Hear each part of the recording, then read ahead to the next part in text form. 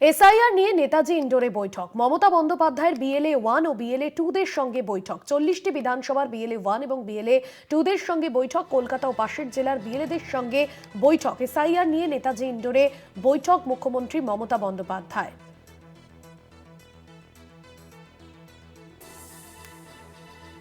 তৃণমূল নেতা জয়প্রকাশ মজুমদার এ বিষয়ে কি বলেছেন শোনাবো।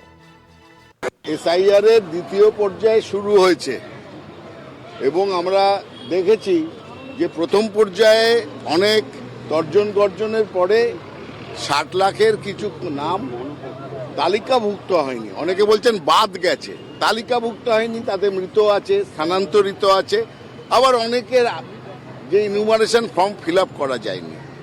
এবার সামনের দিনে যেটা হচ্ছে সেটা সবাই ক্লেমস অ্যান্ড অবজেকশন এই পিরিয়ডটা 1 মাসের, তাতে নাম নথিভুক্ত হবে। মমতা বন্দ্যোপাধ্যায় বলেছেন যে একজন বৈধ ভোটারের নাম যাতে বাদ না পড়ে, সেখানে আমাদের কর্মীরা সবিশেষভাবে ভোটারদের পাশে থাকবে। এই প্রসঙ্গে দেখা যাচ্ছে আবার নির্বাচন কমিশন একটা অদ্ভুত সফটওয়্যার বার করেছে, যে সফটওয়্যারে তারা অনেক নাম বাদ দেওয়ার পরিকল্পনা করেছে। এগুলো হচ্ছে পেছন দরজা দিয়ে নির্বাচন কমিশনকে ইনফ্লুয়েন্স করছে বিজেপি। কলকাতা ও পাশের জেলার বিএলএদের সঙ্গে বৈঠক এবং এই বিষয়ে সরাসরি জানবো। নেতাজি ইন্ডোর স্টেডিয়াম থেকে রয়েছেন আমাদের বিশেষ প্রতিনিধি দেবজ্যোতি ঘোষ। দেবজ্যোতি, এই যে বৈঠক এবং এই বৈঠকে ঠিক কি বার্তা দিতে পারেন মুখ্যমন্ত্রী, কারা কারা থাকছেন এই বৈঠকে? দেখো, আর কয়েক মিনিটের অপেক্ষা। তৃণমূল নেত্রী মমতা বন্দ্যোপাধ্যায় 40টি বিধানসভা কেন্দ্র, মূলত কলকাতার পার্শ্ববর্তী যে 40টি বিধানসভা কেন্দ্র যেখানে সবচেয়ে বেশি খসড়া তালিকায় নাম বাদ গেছে, সেখানকার বিএলও 1 এবং বিএলও 2 এদের সঙ্গে বৈঠকে বসছেন তৃণমূল নেত্রী মমতা বন্দ্যোপাধ্যায়। এসআইআরের দ্বিতীয় পর্বে যেখানে খসড়া তালিকায় বহু মানুষের নাম বাদ গেছে এবং সেখানে বেশ কিছু ভুল ধরা পড়েছে, মৃত ব্যক্তিকে জীবিত দেখানো হয়েছে, জীবিত ব্যক্তিকে মৃত দেখানো হয়েছে, সেই রকম একটি পরিস্থিতিতে যেখানে কলকাতা শহর কেন্দ্রিক যে এলাকাগুলো রয়েছে, যে বিধানসভাগুলো রয়েছে, সেখানে কিন্তু বহু মানুষের বাদ গেছে। তাতেই কিন্তু তৃণমূল কংগ্রেস নেত্রী মমতা বন্দ্যোপাধ্যায় অত্যন্ত ক্ষুব্ধ হয়েছেন। আজকে তিনি আর কিছুক্ষণের মধ্যে বৈঠকে বার্তা দেবেন। আগামী যে 2026-এর বিধানসভা নির্বাচন, সেই বিধানসভা নির্বাচনের দিকে পাখির চোখ করে মমতা বন্দ্যোপাধ্যায়ের এই বৈঠক অত্যন্ত গুরুত্বপূর্ণ। কারণ যেখানে সবচেয়ে বেশি মানুষের নাম বাদ গেছে, তাদের নিয়েই আজকে মমতা বন্দ্যোপাধ্যায় কি বার্তা দেন, তার দিকে তাকিয়ে আছে রাজনৈতিক মহল। ইতিমধ্যেই মমতা বন্দ্যোপাধ্যায় জানিয়ে দিয়েছেন যে কোনো বৈধ ভোটারের নাম যদি জাতীয় নির্বাচন কমিশন বাদ দেন, তাহলে তিনি দিল্লি পর্যন্ত আন্দোলন করবেন। সেই জায়গাতে মমতা বন্দ্যোপাধ্যায়ের আজকে বৈঠক অত্যন্ত গুরুত্বপূর্ণ। তৃণমূল কংগ্রেস কর্মী সমর্থকরা অত্যন্ত উৎসাহিত সঙ্গে জয় বাংলা স্লোগান দিতে দিতে নেতাজি ইন্ডোর স্টেডিয়ামে প্রবেশ করেছেন। উপস্থিত রয়েছেন মমতা বন্দ্যোপাধ্যায়, শহরতলির বিভিন্ন তৃণমূল কংগ্রেসের বিধায়করা উপস্থিত রয়েছেন, সৌগত রায়ের মতো সাংসদ উপস্থিত রয়েছেন, মদন মিত্র উপস্থিত রয়েছেন বেশ কয়েকজন প্রথম সারির নেতারাও।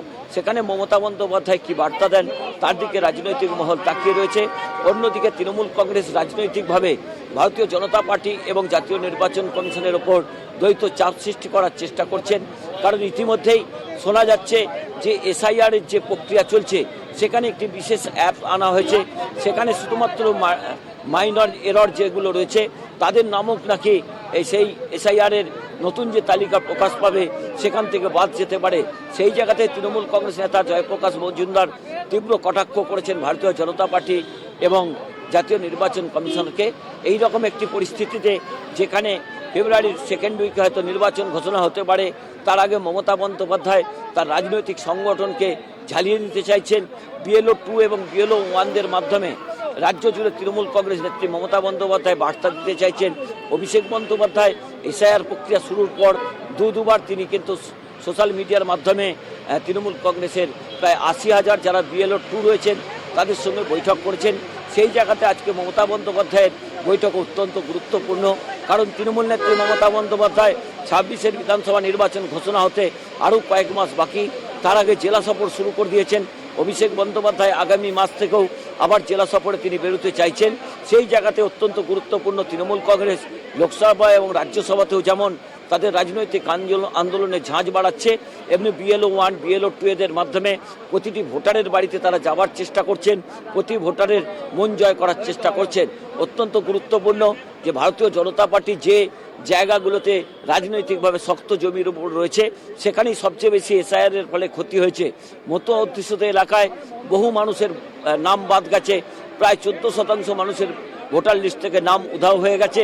অন্যদিকে হিন্দিভাষী যারা রয়েছেন মূলত কলকাতা কেন্দ্রিক বিভিন্ন জায়গাতে, বিশেষ করে শিল্পাঞ্চলগুলোতে, সেখানে সবচেয়ে বেশি হিন্দিভাষী মানুষের নাম বাদ গেছে ভোটার লিস্ট থেকে। এবং তৃণমূল কংগ্রেসের যেটা দাবি যে রাজবংশী সম্প্রদায়ের মানুষও কিন্তু এই ভোটার লিস্ট থেকে বাদ পড়েছে। অর্থাৎ ভারতীয় জনতা পার্টি সিএর মাধ্যমে যেভাবে ভারতীয় জনতা পার্টি মতুয়াদের ভোটার লিস্টে নাম তোলার প্রক্রিয়া শুরু করছিলেন সেটা কিন্তু শুরুতেই ধাক্কা খেয়েছে এবং SIR এর ফলে সিএ নাম করে বিভিন্ন মতুয়া সম্প্রদায়ের নেতারা হাজার হাজার টাকা নিয়ে তারা কিন্তু বিভিন্ন ক্ষেত্রে তালিকায় নাম বাদ গিয়েছে। সেক্ষেত্রে মুখ্যমন্ত্রীর আজকের বার্তা কি হতে পারে? দেখো, মমতা বন্দ্যোপাধ্যায়ের বার্তা ইতিমধ্যেই কিন্তু দলীয় কর্মীদের একটা বার্তা তিনি দিয়েছেন। বৈধ কাগজপত্র জোগাড় করতে মমতা বন্দ্যোপাধ্যায় ইতিমধ্যেই নির্দেশ দিয়েছেন এবং সেখানেই আজকে মমতা বন্দ্যোপাধ্যায় দিক নির্ণয় করবেন যে কোন কোন বিষয়গুলোকে গুরুত্ব দিতে হবে, কোন কোন সার্টিফিকেটকে নিয়ে যেতে হবে, কোন কোন বৈধ কাগজপত্র নিয়ে গেলে শুনানি পড়বে, ভোটার লিস্টে আবার নতুন করে নাম উঠতে পারে। এবং তৃণমূল কংগ্রেসের যেটা আমরা সূত্র মারফত জানতে পারছি যে দুবার শুনানির জন্য তৃণমূল কংগ্রেস ইতিমধ্যে জাতীয় নির্বাচন কমিশনের কাছে দাবি করেছেন। কারণ যাদের ভোটার লিস্টে নাম বাদ গেছে এবং গত কয়েকদিন আগে যে খসড়া তালিকা বেরিয়েছে তারপরে ইতিমধ্যে শুনানি প্রক্রিয়া শুরু হয়েছে, সেখানে অল্প সময়ের মধ্যে অনেকেই কাগজপত্র জোগাড় করতে পারছেন না। সেই জায়গাতে তৃণমূল কংগ্রেসের দাবি দ্বিতীয়বার শুনানির জন্য তৃণমূল কংগ্রেস ইতিমধ্যেই সওয়াল করেছেন। সেই জায়গাতে মমতা বন্দ্যোপাধ্যায় আজকে কি বার্তা দেন, কোন কোন তথ্যের উপর ভিত্তি করে নতুন করে SIR প্রক্রিয়ার প্রতিটি মানুষের বাড়িতে যাওয়া যায় এবং ভোটার লিস্টে তাদের নাম থাকে, তার জন্য কি বার্তা দেন, তার দিকে রাজনৈতিক মহল তাকিয়ে রয়েছে। ভাস্বতী, একদমই ধন্যবাদ জানাবো দেবজ্যোতি তোমাকে। সরাসরি ছিলেন বিশেষ প্রতিনিধি নেতাজি ইন্ডোর থেকে দেবজ্যোতি ঘোষ। আর কিছুক্ষণের মধ্যেই নেতাজি ইন্ডোরে বৈঠক মুখ্যমন্ত্রী মমতা বন্দ্যোপাধ্যায়ের। SIR নিয়ে বৈঠক মুখ্যমন্ত্রীর। SIR এর পর যে সমস্ত ব্যক্তির তালিকা থেকে নাম বাদ গিয়েছে বা বিভিন্ন ক্ষেত্রে সাধারণ মানুষের মধ্যে এই তালিকা নিয়ে বিভ্রান্তি তৈরি হয়েছে তাদেরকে সঠিক বার্তা দেবেন। হিয়ারিংয়ে ডাকলে কি কি গুরুত্বপূর্ণ কাগজপত্র নিয়ে যেতে হবে সেই সমস্ত কিছুই তিনি জানাবেন আজকের এই বৈঠক থেকে। এবং বৈঠকে উপস্থিত থাকবেন সৌগত রায় থেকে মদন মিত্র এবং তৃণমূলের হেভিওয়েট নেতৃত্বরা থাকবেন আজকের এই বৈঠকে। SIR নিয়ে নেতাজি ইন্ডোরে বৈঠক মুখ্যমন্ত্রী মমতা বন্দ্যোপাধ্যায়। BLA 1 এবং BLA 2দের নিয়ে নেতাজি ইন্ডোরে আজকের বৈঠক। আর কিছুক্ষণের মধ্যেই বৈঠক শুরু হবে এবং 40টি বিধানসভার BLA 1 এবং BLA 2দের নিয়ে এই বৈঠক হবে বলে জানা গিয়েছে। কলকাতা ও পাশের জেলার BLAদের সঙ্গেও বৈঠক করবেন মুখ্যমন্ত্রী এবং দলীয় স্তরে একটি বার্তা দেবেন মুখ্যমন্ত্রী মমতা বন্দ্যোপাধ্যায়। সাধারণ মানুষের মধ্যে বিভ্রান্তি কাটানোর চেষ্টা করবেন এবং পাশাপাশি SIR নিয়ে কি কি গুরুত্বপূর্ণ বিষয়গুলো দিকে নজর রাখতে হবে সাধারণ মানুষজনকে সেগুলো বার্তা দেবেন মুখ্যমন্ত্রী।